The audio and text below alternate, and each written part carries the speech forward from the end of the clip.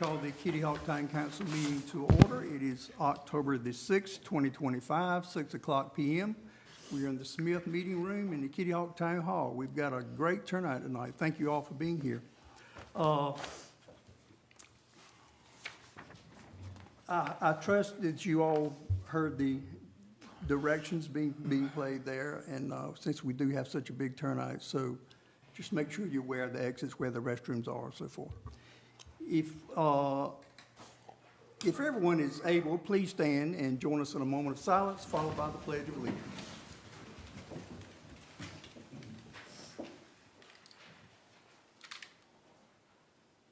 I pledge allegiance to the flag of the United States of America and to the republic for which it stands, one nation, under God, indivisible, with liberty and justice for all. Thank you so much, everybody. Cass, I need a motion to approve tonight's agenda, please. So moved, Mr. Mayor. Motion made by Dylan, second. Second. Second made by Jeff. All in favor, say aye. Aye. All opposed. Thank you. We have a presentation of Life Saving Award. Chief Palkovich, you're up, sir. All right. Good evening. Good evening, Chief. If I could have Officer Ramirez, Becky Pugh, and Michelle, you guys would come forward, please. Just come on up right over here. Officer Long from Southern Shores could not be here this evening, unfortunately, so we will make sure we make it up to him in some way, shape, or form. So, Mr. Mayor, council members, Mrs. Town Manager, good evening. It is my pleasure to come to you tonight and present an award to some people that are very deserving of it. On July 15th, 2025, outside the Harris Theater, located in the 5400 block of North Croatan Highway, a woman suffered a medical emergency while exiting the store with her juvenile grandson. She collapsed on the concrete sidewalk and was unresponsive. Becky Pugh, a Harris Theater employee, immediately responded, rushing to the woman's side to assist. At the same time, Michelle Farrow, a customer and former Kitty Hawk police officer, also stepped in to help. As Ms. Pugh called the Dare County Emergency Communications, she noticed the woman had stopped breathing. Ms. Farrow immediately began performing CPR, and after several cycles, Ms. Pugh took over to compressions, both working tirelessly to save a life in crisis. Officer Diego Ramirez was working that day of the Kitty Hawk Police Department and was dispatched to the scene. Officer Thomas Long of Southern Shores was working and heard the call on the radio and went ahead and responded as well.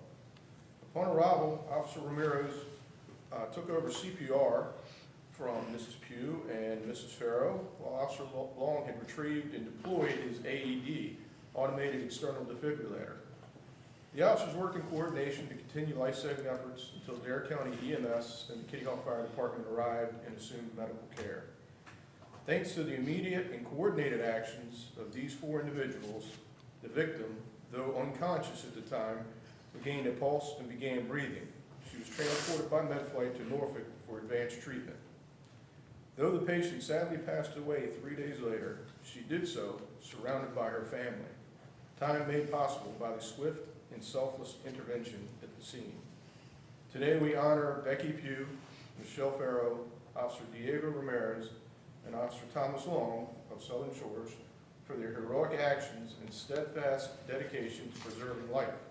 Their willingness to act without hesitation in a moment of crisis exemplifies the very best of our community.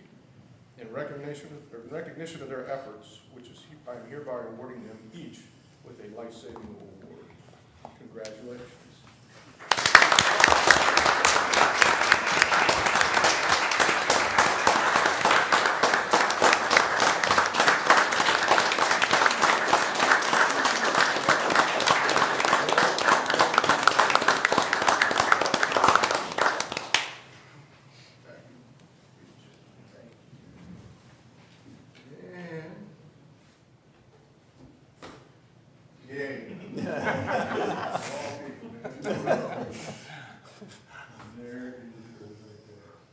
Congratulations, guys, and thank you very much.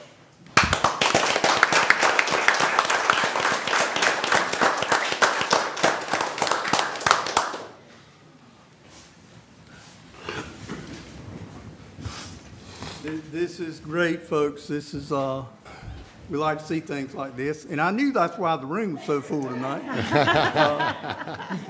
Michelle, you still got it in you, don't you? Yes, sir. Great job. Thank you all very much. This is wonderful.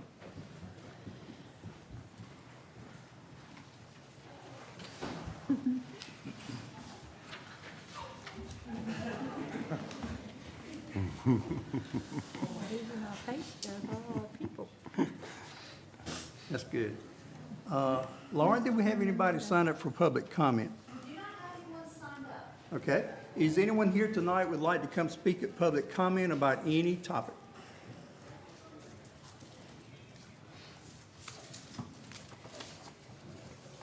Anybody? All right. Thank you, Lauren. Let the record show no one chose to speak, please. Council, I need a motion to approve tonight's consent agenda, please. So moved. Motion made by Charlotte, second. Second? Second made by Dylan. All in favor? Aye. Aye. All opposed. Thank you so much. We had no items removed from the consent agenda. Item 8A, council, we need to schedule a public hearing on a text amendment, zoning text amendment. If I could have that motion, please.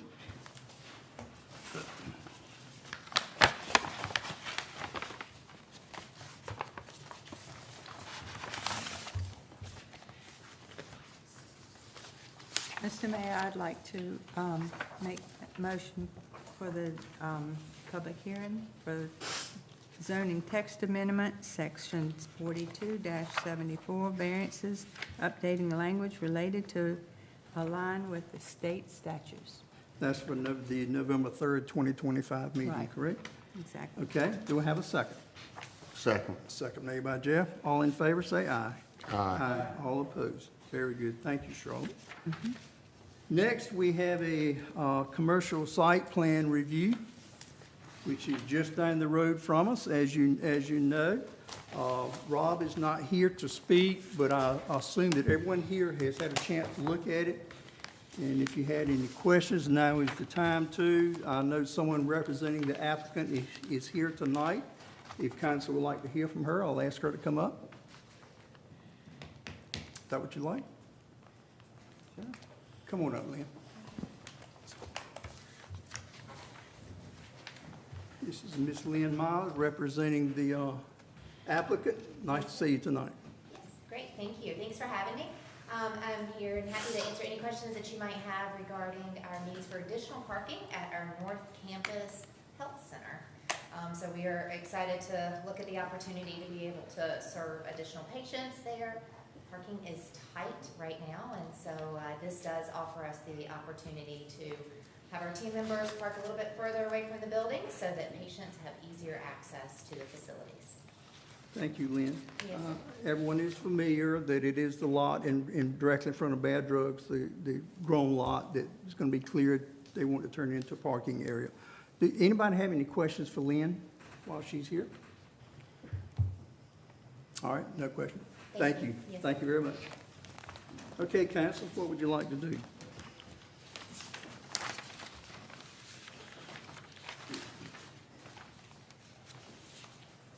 Mr. Mayor, I move to grant approval of the commercial site plan for 5133 Potter Lane. Thank you, Jeff. Do we have a second? Second. Okay, we have a motion and a second. Is there any further discussion by council? On the staff report, Rob mentioned the signage for the ride out. Do we need to include that condition in the approval? Yes. Lynn's nodding her head, yes. Okay. That'd be good. You Should we can ask add- the you can add- applicant if, is that okay to include the ride out exit on Putter Lane Yes, sir. That's good. as signage only? Yes, sir. It'd be one way out, right? Yep. Yep. Very good. Anything else, council? And to be clear, so the motion is as presented by staff, well, Rob? Correct. Correct? Okay. Yes. Correct, correct. Pretty straightforward. Yep. All right, council, do I have a motion? Yep. Yeah, I'll make a Motion motion. is second, we've already got. Yeah. Any further discussion? All in favor signify by saying aye. Aye. All opposed. Okay, go fix your parking lot. Thank you. Thank you. All right, item 9, council, we have to make an appointment to the newly formed Dare Housing Foundation. It was previously a task force, Melody and I were members, and I know Dare County met this morning and made a decision on funding $200,000 for 2 years on an annual basis. They made their appointments. Each town is making an appointment. Dare County is also offering office space, I believe, too, correct, Donna? Is that correct? Good. So I wish that we could wait until the December meeting after the elections to make this decision, but that is not an option. And I'm kind of disappointed that it's not. So I'll entertain a motion for nominations to the Dare Housing Foundation, please. Before we make any motions, there are other times in the same situation who may have to make another appointment in December depending on how the elections go. We're not the only ones in that situation. Mr. Mayor, I believe that our planner is the most qualified person to hold that position. He knows the ordinances and all of the ins and out of development. I don't know. I tend to agree. Unfortunately, Rob is not here to accept. Rob's not here, so And I do believe the preference is an elected official. it is, I have, yeah. Yes. That's what we were told. Is that correct, Donna? Ms. Creef? Yes, sir, that's the preference, but it can certainly be a staff person, and I want to say that if the town appoints somebody and then they decide to change that later on, they certainly have that option as well. Okay. But we do need somebody at this point for the filing of the paper.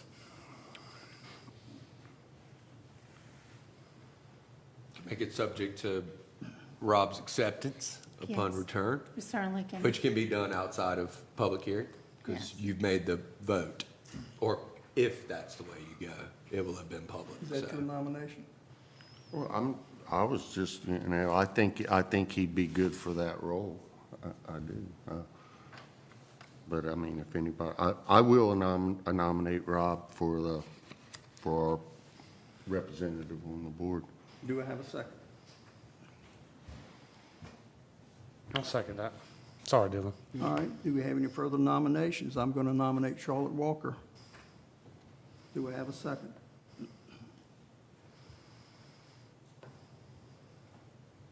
Okay, I do not have a second.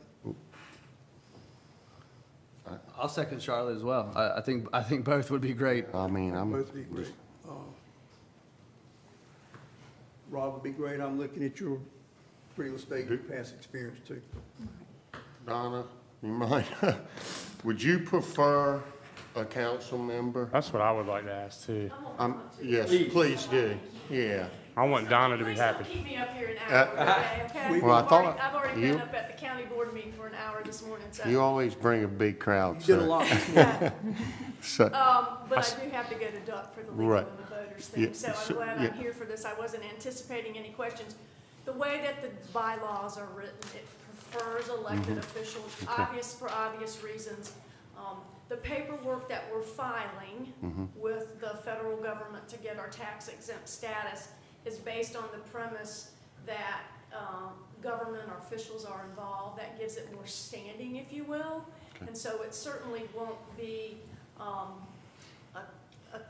killing the deal if you guys don't have an elected official on there, but it is the preference. I will tell you that Nags Head has Andy Garman on there as the town manager now, and I'm thinking that's probably because of the same situation, that they have an election and that they just weren't sure Yeah.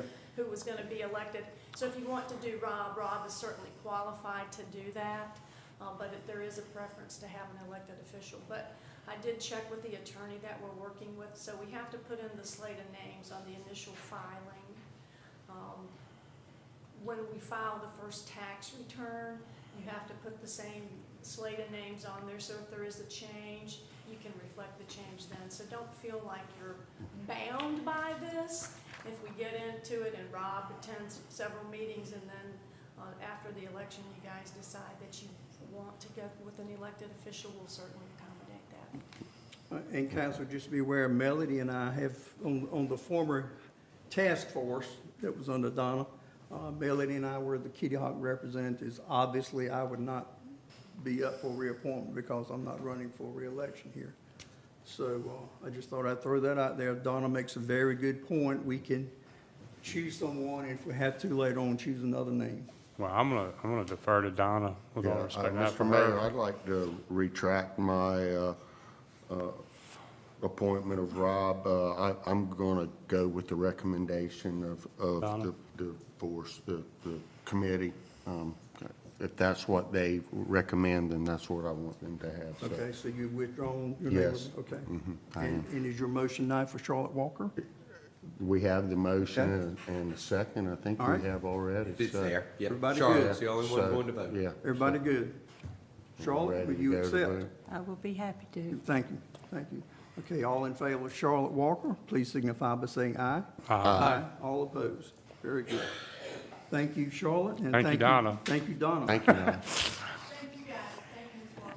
You're welcome. And Lauren, if we can officially send that name in tomorrow morning, please. Thank you. Okay, 9B, Internet Service Provider. I know Melody has sent us some good information here about the internet. I was speaking with Melody and Lauren right before the meeting. This building has never had good internet service. I can't connect you on this. And Lauren, we lose it some here during our meetings, and Lauren says her back office, she loses it a lot. So whether this is a solution or if it's the building or what, but let's hear the presentation, please. Okay, I know you had a letter in your packet, but I know sometimes just giving the highlights in a presentation, so I did a presentation today because I knew there had been some questions asked. So this is the proposal to bring better internet reliability to Town Hall, the fire department, and then provide backup satellite service for Town Hall, the fire department, and the police department. So the summary is we have regularly experienced periods of unreliability with both of our internet service provider and backup providers. We continually experience with trying to stream this meeting, and people at home constantly say, we can't get this meeting, and that's because our internet speed is too slow to provide the more modern type of technology. This occurs normal working hours, and also during periods of emergency management activation. Internet reliability became a primary discussion this summer during our emergency preparedness sessions. As a result, we asked CERTION to provide us with available options and make some recommendations. So we got those a couple weeks ago.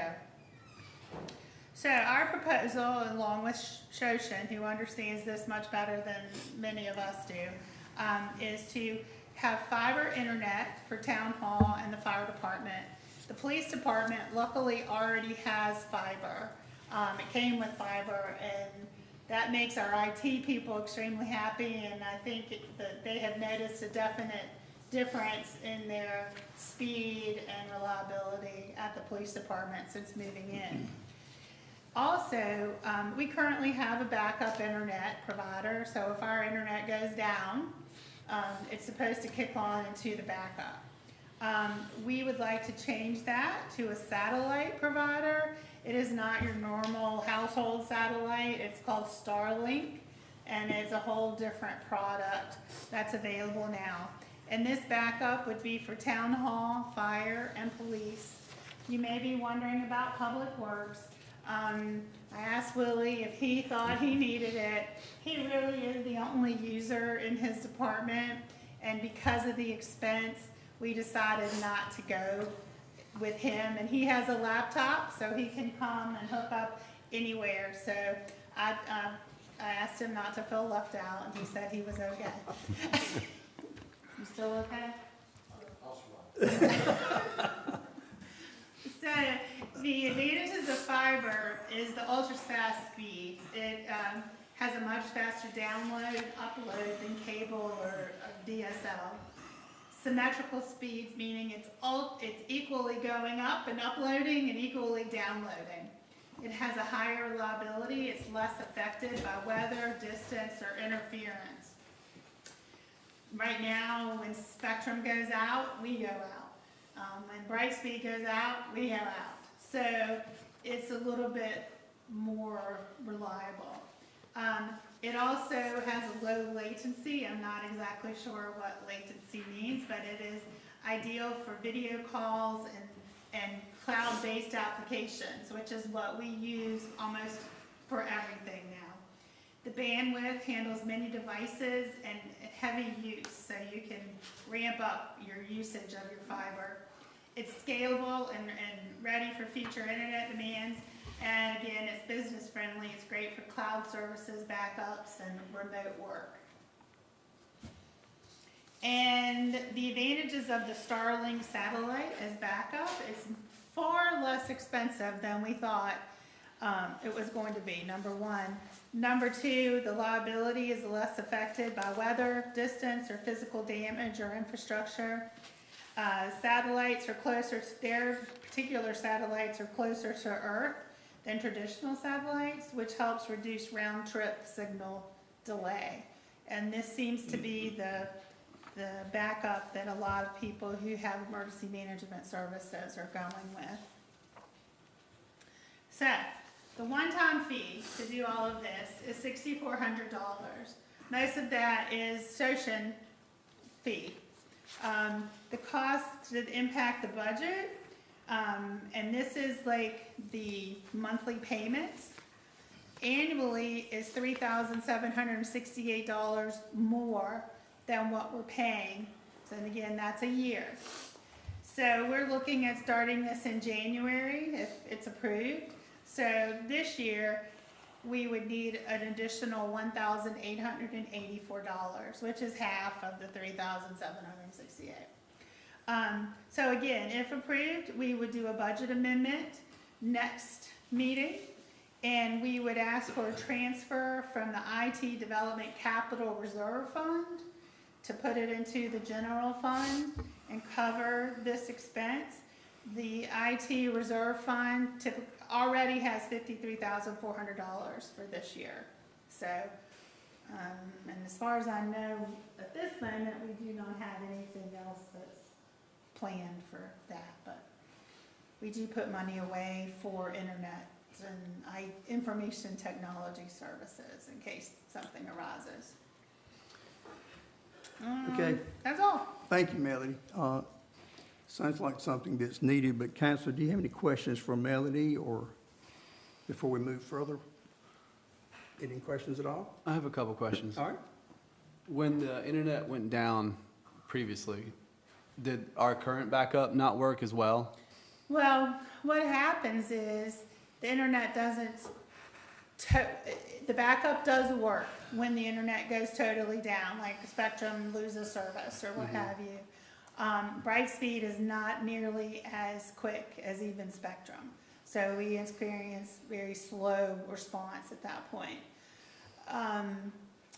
What usually happens is Spectrum loses its service, but it doesn't completely go out. Right. And so then Brightspeed doesn't come on as our backup because Spectrum isn't technically down. So it's like an automatic transfer? Yeah. Is but there any then way we're to do a just manual stuck. transfer to where you can completely shift over? There is, and SOCIAN has to do that for us. We learned Okay. that. I didn't even know that was a thing and that was happening because I was like, we have backup. Why isn't the internet working? And we found out that sometimes the speed of the internet drops down, and then even though it's not working for us, the backup doesn't come on because the initial provider is still kind of slowly working. So the yearly change that we would see would be that $3,700 a We would year? budget for that in the increase. next budget, right? And there's nothing bookmarked for the $53,000 IT development? Not right now. That's there for things like this? Correct. Okay. Melody, we were discussing earlier that the people watching at home have we've heard from them, every hour on the hour it kicks out right now Right. during this meeting. Will that alleviate that? It should, because fiber has a higher speed Okay, and uploading and downloading is much easier. okay. Thank you. Are we hardwired for fiber here? Is We it, will be, I mean, that's part of this fee? yes, there's that's part not. of the upfront cost. Okay. The town hall, to be completely transparent, we can get Brightspeed fiber, the fire department cannot. So they would stay with Spectrum fiber. So we would, but it was less expensive to go with Brightspeed for us. And in case of, like, say like in Asheville, when they lost everything, internet, power, all phone lines, is this similar to the Starlink that they set up there that you were talking about? Okay. Yes. And we would have it on all of our, buildings. So it would be, something would be going on at the police department, the town hall, and the fire department. And that should eliminate us, like in a hurricane, from having total loss of communication? It should help us, yes. Okay. Thank you. Willie, are you sure? Yeah. Okay. That brings me to a question, though. If Station's gonna do fiber for this Starlink, then why can't you link into the Brightlink fiber that's offered on the bypass, totally different? Well, Starlink is satellite. That's good. So that's our backup, is satellite, and fiber will be our primary, and that will be Brightspeed fiber Okay. for us, Spectrum fiber for the fire department. So there's no additional cost to drill in the line if it's not in the close proximity? Okay. All right, any more questions for Melody? Good presentation, Melody. Okay, council, what would you like to do here? Mr. Mayor, I'd like to recommend approval of the installation of fiber internet service at the town hall and the fire department, and authorize Starlink as a backup provider with associated funding adjustments outlined will transfer from Information Systems Capital Reserve Fund. Thank you, Jeff. Do we have a second? Second. Second by David and Charlotte. Any further discussion? All in favor signify by saying aye. Aye. All opposed. Okay, so that will probably be on your consent agenda next month, the transfer. Okay. Thank you. Thank Thank you, you. council. Sounds like that's something we very much needed for a long time. All right. Old business, e-bike. Let's talk about some e-bikes some more. I see Mr. Chuck is here and he's ready to hear this. I wish I had better information for you. I've done a lot of research for e-bikes, and I know Casey's looked into the topic as well. The current North Carolina law does not address e-bikes. And as a town, we cannot do anything greater than the law. And e-bikes are considered regular bicycles in the state of North Carolina.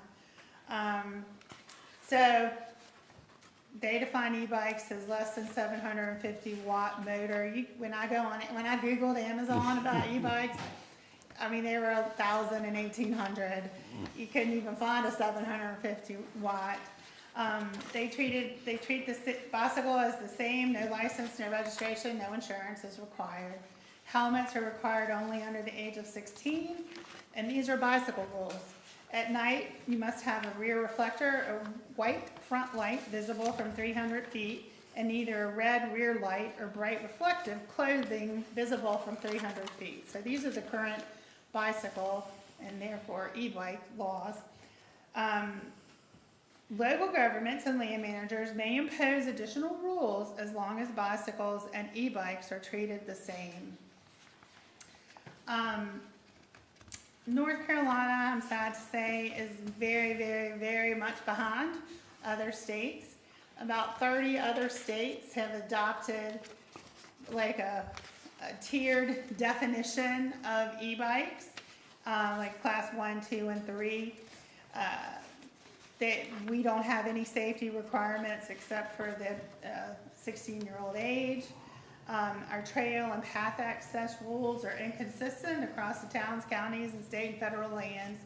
And there's just a local patchwork of policies and different things, and it's very, very difficult to enforce. I talked to many of my town manager counterparts and a couple of police chiefs and Chief Popovics as well, and it's just really a difficult responsibility to enforce things.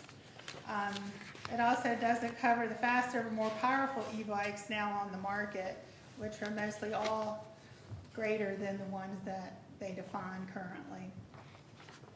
There was a Senate Bill 576 that was going through the process, and it did clarify some things, and it had the 3-class definition and system, but it did not go forward. It got left and it stalled in session, so it did not get approved. Someone that I spoke to said that our representative stated that we really didn't want to have more rules. North Carolina was the state that didn't want to have a lot of rules. We have spoken collectively amongst my town manager counterparts, and we would really all like to see us go together and try to encourage our state representatives anyway to do something different. This is the current Kitty Hawk Town Code, and it kind of just talks about motor vehicles and town bike paths and so forth. We just kind of follow the state rule and don't really address bicycles too much. So, as I said here, takeaways: encourage our leaders to approve pending legislation, perhaps forward a countywide resolution. We can update our town policy to reiterate the state rules or our ordinance to update our rules, just so that we say what the state says. Again, it's not going to be very enforceable because it's very difficult to tell what kind of bike somebody's riding and what they're doing and so forth. Update the signs and clarify rules on multi-use paths. And I think coming up with a communication plan and determining our signs and kind of maybe doing some Facebook and some website and some emails, a video or something, just to try to clarify our rules here in Kitty Hawk. Fortunately, unless we ban all bikes from multi-use paths, we can't ban e-bikes just from Now, golf carts are considered motorized vehicles, and they should not be on the multi-use path. Willie says the only way they can get there is via the stanchion and go through. So if somebody does see a golf cart on our multi-use path, that can be reported to the police, and if they can get there and witness it, they can do what they can. You made a comment that you can't do more, supersede state law. Right. But yet, when we talk about our peers and things like that, we're superseding CAMLA's rules at times. So help me understand how we can be more restrictive in one way but not in another. I can't speak to CAMA. I don't. It's still a regulatory agency. Sure. So, I appreciate you doing all that research. I know it's a lot. I know we talked before, and Mr. Chuck, maybe updating some signage, clearing some brush for signage, and David, you talked about things you'd seen on Moore Shore Road before. I think it's a real problem. But it's a problem throughout the whole state. Enforcing would be impossible. Well, just like giving out, I'm all about communication, but us spending a bunch of money on pamphlets and communication, the parents are going to listen to kids, aren't they? I think it is what it is until the state does more. I do think we can do some things that don't cost a whole lot of money. Well, updating signs and things, I think. Yeah. Maybe in our newsletter that goes to the public. And Willie found unused money today, and we talked about through NCDOT, how we might could use that. And, we're exploring things that we can do. Okay. So, One item too, one reason I would fully support, Melody did great research. So it reiterates exactly what I found. I mean, the lesson is, without getting into how fast the bicycle would go, right? The e-bike would go, which becomes the conundrum from the enforcement standpoint. I mean, if it's more than 20, technically it's not an e-bike, and you're subject to some other definition, a moped or whatever, but it's almost impossible to be able, if you will, from an enforcement standpoint, to pinpoint that. So if it's not, the general rule is if it's treated as an e-bike, then it's treated as a bicycle, pursuant to North Carolina law. But what I would say is the revisions that Melanie's proposing, one of the key reasons that I would say they need to certainly be considered by you guys is, as we currently read, we say moped. Is that correct? Yes. And moped has actually changed within our general statutes, and there's been another definition given to that, because otherwise, outside of the 50cc motor requirement, you're looking at almost the same definition as e-bike. So mopeds now are 30 miles per hour or higher. So to get us back into, or 30 miles per hour or less. So to get us back into, conformity with state law, that makes sense as well. Because the way it currently reads, that conflicts with state law, because we say mopeds are 20 or less. So really 30 or less is the state's definition of a moped. So I agree with Melanie's presentation and her recommendations. And believe it or not, because I teach this, a moped has a motor, correct? What's that? A moped has a motor, correct? And that's where like I said, outside of that, It is not a motor vehicle. but it's got its own classification. It's a vehicle. It's got its own thing. Yep. All right, any questions for Melody? I agree, Melody, you did a great job here.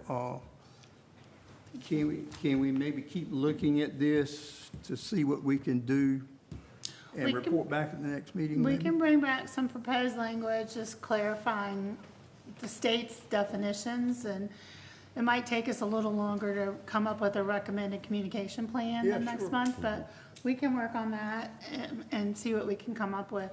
Sure. Council, any more suggestions? Or Is the root cause, I feel like that this was brought, was going fast along the bike path. Is that still the case? That seems to be the issue we see. those things? Sharing pedestrians and strollers and, I feel like if we concentrated on the education on going slow next to pedestrians, now whether that works or not, I don't know. But if that's the problem, then I think that addressing the problem, to me, it seems, it doesn't seem like there's much with just defining the bike. It doesn't do a whole lot for us. Just educating, if we're gonna educate, let's educate on going slower next to pedestrians. I think that's a good start. Agree. And I think the signage, I spoke with Willie, I think he told me that there was three or four, Willie, correct? Three, one, beginning, middle, and the end. And so,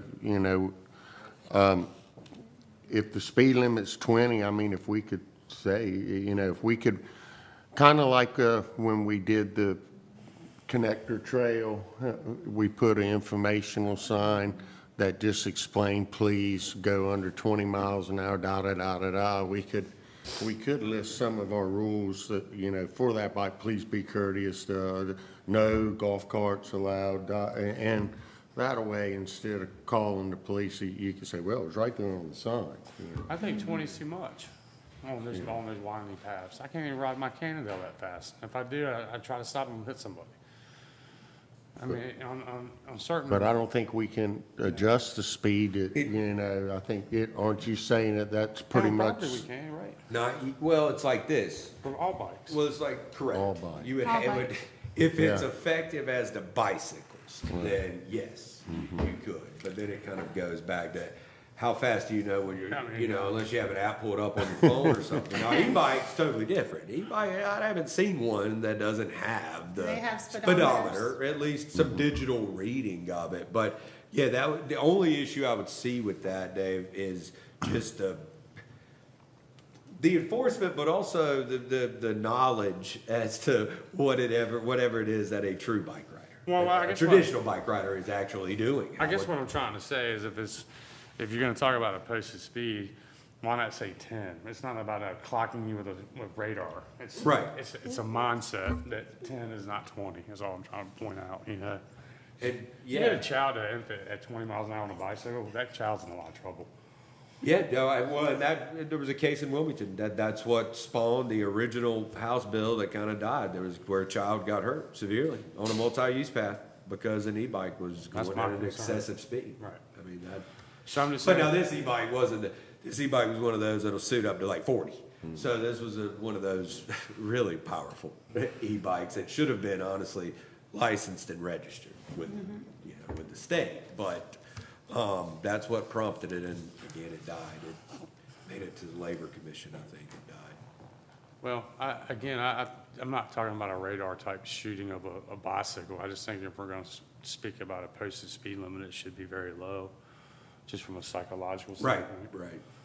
And I mean, I do think, I've not seen anything that says as long as we don't impose it on bicycles as well, that it's disallowed. I guess it just comes down to what you guys think is most practical. And maybe for Moore Shore Road, we use a much bigger sign that's out there now, like a bigger yellow, like in your face kind of sign, because it's so windy and that grass grows up so much, you can't see here to that corner. Maybe even, I'll just toss this out there, but Jeff is, from what I was hearing from Jeff, it's almost not even a posted speed limit sign like you would see on a town or a state street. It's really more informative based, which if you put up there, if we put on the informational sign that any e-bike, you know, an e-bike is one that does not exceed 20 miles per hour. I mean, you're not discriminating against bicycles. You're just defining what the state says an e-bike is, which gives them notice that well, I'm not supposed to be going over 20 miles per hour. But I get what you're saying too about the, you know, the idea of it being too fast. And for me, it's not just about Moore Shore Road, though. It's about all of Kitty Hawk. I've seen people going down the beach road flying on those things. And that's totally out of our jurisdiction, unfortunately. That's the state. I understand, but it's in Kitty Hawk in general, Kildare Hills, and Yeah. now I watched the e-bike, you know, run into the back of a car at a crosswalk this summer. I mean, it's just as much for their protection as it is for the Yeah. person riding the bike as it is for the person that could get hit, in my mind. Yeah, oh, I agree, yeah. I take issue with the fact that the definition of a bike and an e-bike are the same.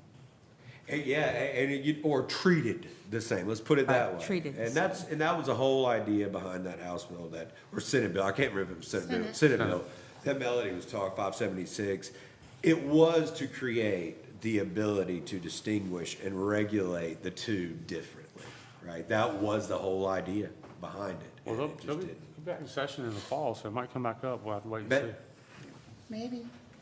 But right now, this is, unfortunately, we're stuck with the regulation of e-bikes can't exceed whatever however we regulate a bicycle. All right, guys, everybody good with letting Melody do a little more research maybe and report back at a future date? Okay. Are you good with everybody? Thank you for what you've done. That's hard work. I've learned a lot. Hard work. Okay, Mayor, I have to scoot out here. I yes, got a sir. little emergency. Do you have issue. any, I did not. Melody was gonna report that. Okay. I don't have anything on my Thank you. agenda. thank you, I'll continue to keep you guys updated on White Street as well. thank you. Thank you. This is what we want to hear, thank you.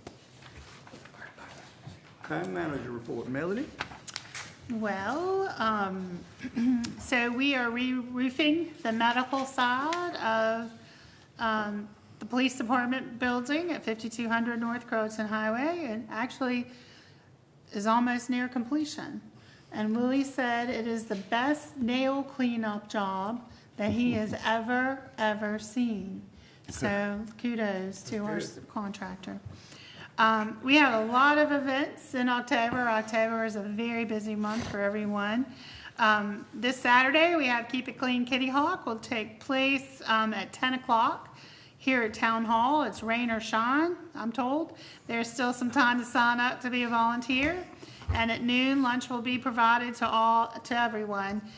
This year, we have the privilege of having 40 students from East Carolina University who are doing their community project, and they're all signed up to participate. So please come out, it's not too late.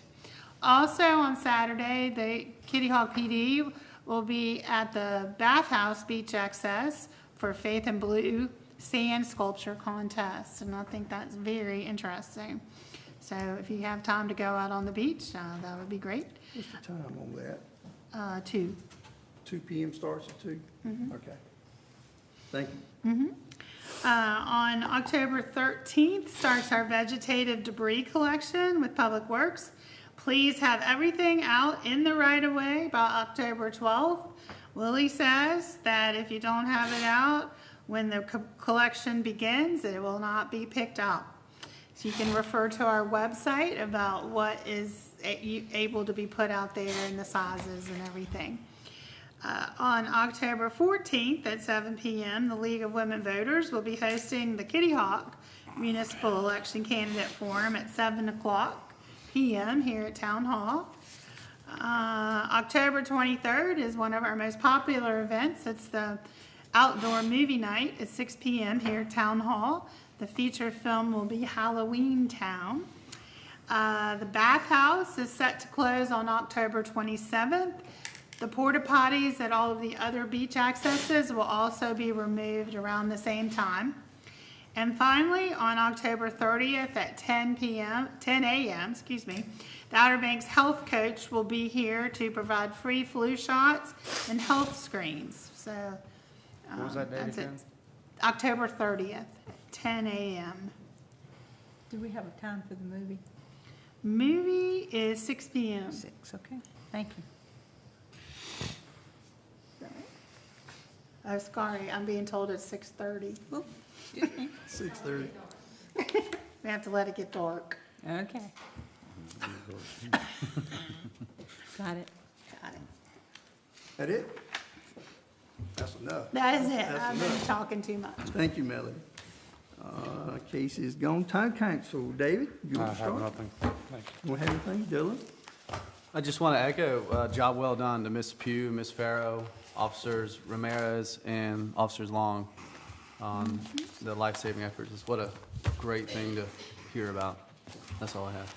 Thank you, Jeff. Yes, I'd also like to, I know Diego Ramirez was mentioned earlier with the Life Saving Award, but recently there was a string of break-ins in Kitty Hawk, and Officer Ramirez was the one handling it and has done a fine job of locating or finding out who it was, and the residents of that area are extremely happy with the job that he did. That's all I have. Thank you, Jeff. Sean? I would also like to echo what Dylan said about our life-saving awards that were given out tonight. And I'm pretty good. Okay. Again, that was wonderful, the Life Saving Award. That's great work. Chief, thank you for all your work on that matter. Thank you very much. I'm going to say this in my motion, but I want to make sure the public knows our next meeting, November the 3rd, 2025, will be at 5 o'clock p.m., not 6, be 5 o'clock p.m., because the election is the next day, and we started that practice a few years ago to give the election workers time to set up for the next day. Any further discussion from council? If not, I'm going to make a motion to adjourn the meeting. Tonight's meeting is the November 3rd, 2025 at 5 o'clock p.m. Do I have a second? Second. Second, all in favor, say aye. Aye. We are adjourned. Thank you, everybody, for coming.